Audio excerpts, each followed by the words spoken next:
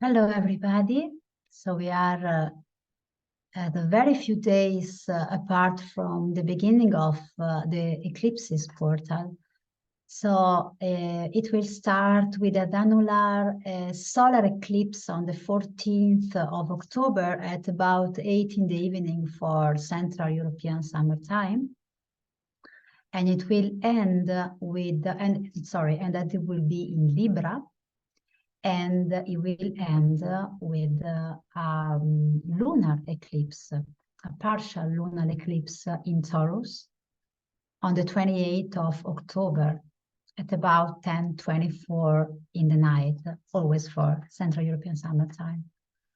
So here we have a very different energy from the last portal. The last portal was between April and May this year, and it featured Mars as prominent energy because it was the new moon and the full moon were in Aries Scorpio, signs that are traditionally ruled by Mars. And I find it very interesting that the war broke in these days because eclipses are said to have an effect up to 3-6 months after they're happening. And we had Mars as prominent energy in the last eclipses portal, the god of war, the conflict, the struggle, and the invasion, the reaction, violence. And that is nearly 6 months from the closing of that portal. So the good news that makes me hopeful is that in this eclipses portal, we have Venus as main energy because the two eclipses will be in the two signs that are ruled by Venus, so Libra and Taurus. And also there's another thing to say that in the last portal, we began with a North Node eclipse and we ended with a South Node one. So North Node is connected to Dharma, is more helping us to grow. South Node is more bringing us back to the past and to ancient patterns. So it's like if we started with a powerful energy of really moving forward, but then we ended at the beginning of May with this South Node eclipse that was sort of, okay, maybe there's still something that is there to be seen that is very, very strong. And then, I mean, we had the summer break. So it could be, and there's no judgment in this, is really understandable. Maybe we had to really dissociate ourselves, to numb ourselves, not to feel this thing that was there, that had emerged. So maybe we felt at that time that we regressed, that we went back of 100 steps. And now, 6 months later, more or less, we are at the same point. So all the things that emerged at the beginning of May with that, or in the months afterward, after that eclipse's portal, is still now to be dealt with. But this time we start with the South Node, so we start with the karma.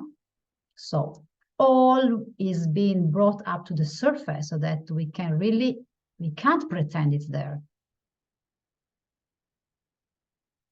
And it will end on the 20th of October with a dharmic, a North Node eclipse.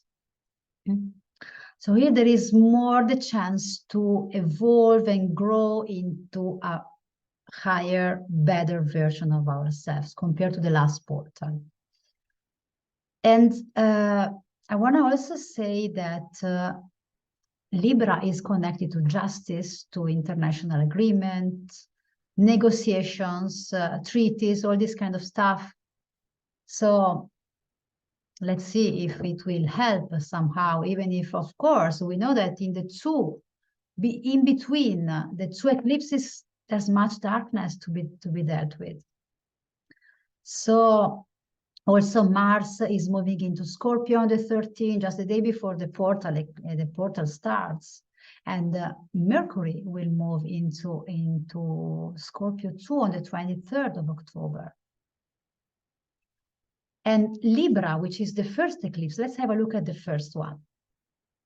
So Libra is also about relationships, how we relate to other people.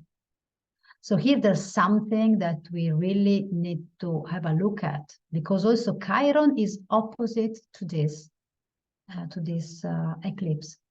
So, okay, maybe saying we will stop bringing our wounds into our relationships. Maybe it's not so realistic, would be amazing, but maybe it's not that easy yet for some of us. But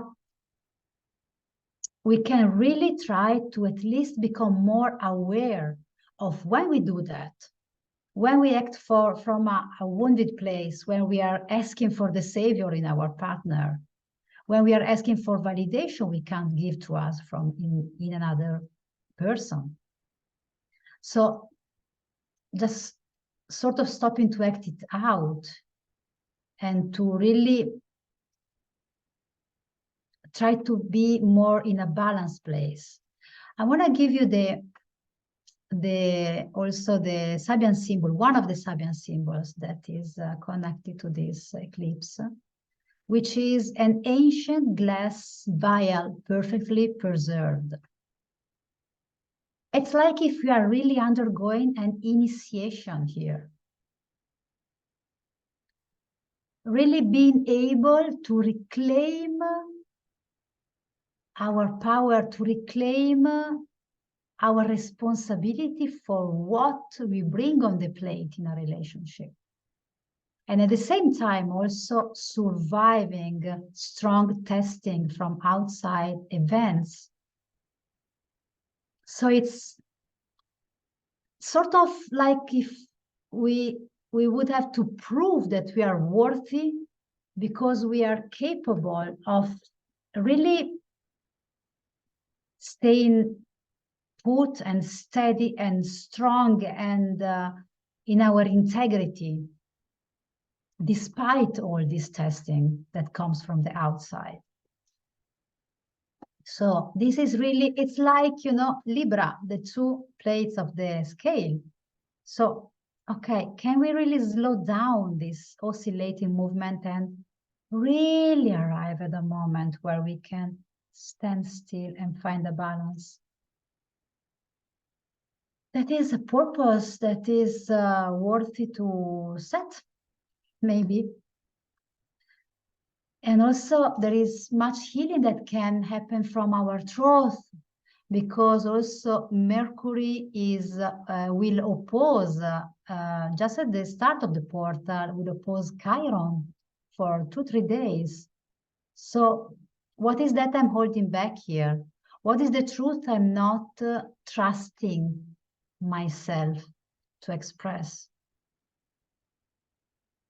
Can I take my space in the communication in our relationship? Am I able? And how do I feel when I take my space? Do I feel listened to? Do I feel heard? Do I feel understood? Do I understand others? Do I listen to others? Do I allow themselves to express? So a lot of stuff here around the fifth chakra can really be healed in this moment. But let's go on the other side of the portal. So the partial eclipse on the 28th of October in Taurus. First, Taurus is the most magnetic of the 12 signs. So we can have also our senses that are enhanced, more sensuality maybe, more desire, but it's also, it can impact on our magnetic field. So it's really important that we really find this grounding and this aligned place. Another version, I took two different Sabian symbols for this one. The first one is very interesting because it talks about a suspended bridge that should bridge different cultures, different races. So I don't know if it's likely to happen, that what's happening finds this miracle as an ending, but we can hope for it. We can send our prayers. But the other Sabian symbol is a pink diamond. And it's beautiful because it talks about really this Venusian energy, because here we have more Venus that is preeminent, as I said. So Taurus and Libra eclipses. So we have to move from a place of fighting, attacking, claiming our space, dominating, pushing, yeah, all the Mars energy, overreacting. And now we have Venus that is asked to be integrated here. So more peaceful energy, more receptive and magnetic energy of just being there and just working on our embodiment, Taurus. I feel I am really rooted into the earth. So here from this space, as this a pink diamond, Sabian symbol says, we can really forgive, release, heal, bless.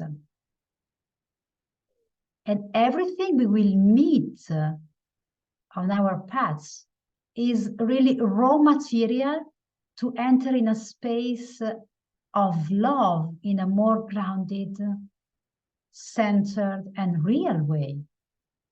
So that's the big gift that we can have at the end of this portal. North Node eclipse. Also, yes, we will be, I'm not saying it will be easy. I mean, it's a darkness time in between the two eclipses. Also, on the 21st of October, we will have a square of Pluto to both the Sun and Mercury.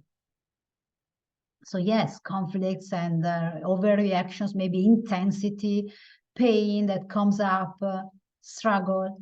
But the same day, we also have Venus that trines Jupiter. And these are the two positive planets, let's say. I don't like to label them as that, but yeah. So it's always this really balance between the challenge and my capacity to respond to this challenge. That makes the whole difference, how I respond. Will I allow myself to be buried by all this darkness? Or will I just light the candle in the darkness and I will just breathe into this candle, even if I'm crying, even if I feel the collective pain, because it's impossible not to feel it, as I said, no? So, and I stay in that and just focus on the flame, a flame that won't go out. Happy portal eclipses. Happy, maybe it's a big word, but I wish you that you can make the best of it and really getting out on the end of October with more strength, more wisdom, more awareness of yourself, and connected to love, ready to integrate Venus.